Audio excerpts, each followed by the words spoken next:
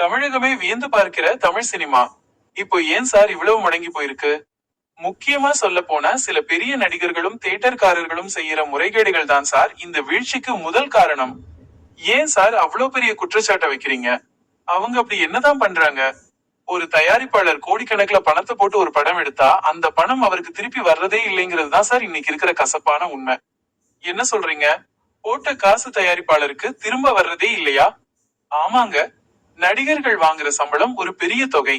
அது போக படம் ரிலீஸ் ஆனதும் தியேட்டர் கலெக்ஷன்ல பயங்கரமான கணக்கு கோல்மால் நடக்குது. தியேட்டர் கலெக்ஷன்ல ஏன் சார் அப்படி ஒரு சிக்கல் வருது?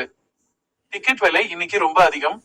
அதையும் தாண்டி பிளாக்ல அதிக விலைக்கு விக்கிற டிக்கெட்டுகளை தியேட்டர்காரங்க முறையா கணக்கு காட்டாம தயாரிப்பாளரை ஏமாத்துறாங்க. அப்போ பாவம், ஒரு படம் எடுத்த தயாரிப்பாளரோட நிலைமை என்னதான் சார் ஆகும்? கடன் சுமையில தான் சார் நிப்பாங்க. அவங்க கிட்டயே கொள்ளையடிச்சு அப்புறம் அந்த தியேட்டர்காரங்களே ஃபைனான்ஸ் கொடுத்து தயாரிப்பாளர்களை அடிமையாக்குறாங்க. இதுக்கு என்னதான் சார் தீர்வு? யார்கிட்ட இருந்து இந்த மாற்றம் தொடங்கணும்? முதல்ல நடிகர்கள் கிட்ட இருந்துதான். உதாரணத்துக்கு விஜய் 200 கோடி சம்பளம்னு சொல்றாங்களே, அதை கொஞ்சம் யோசிச்சு பார்க்கணும். இது நிஜமாவே உண்மையா சார்? ஒரு நடிகருக்கு 200 கோடி சம்பளம்னா நம்ப முடியலையே. அந்த சம்பளத்தை கொடுத்த தயாரிப்பாளர் கிட்ட கேட்டா தெரியும் சார். 150 கோடி நஷ்டம்னு கண்ணீர் வடிக்கிற நிலைமைதான் இன்னைக்கு இருக்கு. ஐயோ, இவ்வளவு பெரிய நஷ்டமா? அப்ப இதுக்கு என்னதான் பண்ணணும்? நான் என்ன சொல்றேன்னா, முதல்ல பெரிய நடிகர்கள் மனசாட்சியோட சம்பளம் வாங்கணும். அப்போதான் தயாரிப்பாளர்களுக்கு பாதிப்பாரம் குறையும், சினிமா பிழைக்கும். சரி, நடிகர்கள் மாறினா போதுமா? தியேட்டர்காரங்க பக்கம் என்ன பிரச்சனை? அவங்க கிட்டதான் சார் பெரிய பிரச்சனையே இருக்கு. ஒரு பக்கம் தயாரிப்பாளரை ஏமாத்துறாங்க, இன்னொரு பக்கம் மக்களையும் பயங்கரமா சுரண்டுறாங்க. மக்களை எப்படி ஏமாத்துறாங்க? கொஞ்சம் விளக்கமா சொல்லுங்களேன். டிக்கெட் விலையை தாறுமாறா ஏத்துறது, அப்புறம் ஸ்நாக்ஸ், பார்க்கிங்னு எதை கேட்டாலும் கொள்ளை லாபம் பாக்குறாங்க. சாதாரண மனுஷன் தியேட்டர் பக்கம் வர முடியல.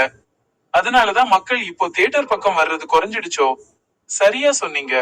தியேட்டர்காரங்களுக்கு இதை பத்தி கவலை இல்லை. ஏன்னா அவங்களுக்கு மால், பார்க்கிங்னு மத்த வழிகள்ல வருமானம் வந்துடுது. தயாரிப்பாளர் தான் நடுத்தருவுல நிக்கிறாரு. இதனால இனிமே தயாரிப்பாளர்களுக்கு படம் எடுக்கவே ஆர்வம் வராது இல்லையா? கண்டிப்பா வராது. அதனாலதான் புதுசா படம் தயாரிக்க ஆள் இல்லாம தமிழ் சினிமாவே இப்ப ஸ்தம்பிச்சு முடங்கி போயிருக்கு. அப்போ இந்த துறையை நம்பி இருக்கிற லட்சக்கணக்கான தொழிலாளர்களோட நிலைமை? பாவம் சார், நிறைய பேருக்கு வேலையே இல்ல. மீதி இருக்கிறவங்க அடுத்த வேலை சோத்துக்கே ரொம்ப திண்டாடிட்டு இருக்காங்க. இது ஒரு பெரிய சமூக பிரச்சனை. சரி, இதுக்கு ஒரு முற்றுப்புள்ளி வைக்க அரசு ஏதாவது செய்யுமா? அரசாங்கம் கண்டிப்பா தலையிடணும் சார். அவங்க முறையா கண்காணிச்சு ஒரு மாற்றத்தை கொண்டு வந்தாதான் இனி தமிழ் சினிமா பிழைக்கும். இப்போ மக்களோட மனநிலை எப்படி இருக்குன்னு நினைக்கிறீங்க? டிக்கெட், ஸ்நாக்ஸ் விலையை பார்த்துட்டு தியேட்டர் போகவே பயப்படுறாங்க மக்கள். வீட்லயே செல்போன் பார்த்துட்டு டைம் பாஸ் பண்ண பழகிட்டாங்க. மக்கள் திரும்பவும் தியேட்டருக்கு உற்சாகமா வரணும்னா என்ன செய்யணும்?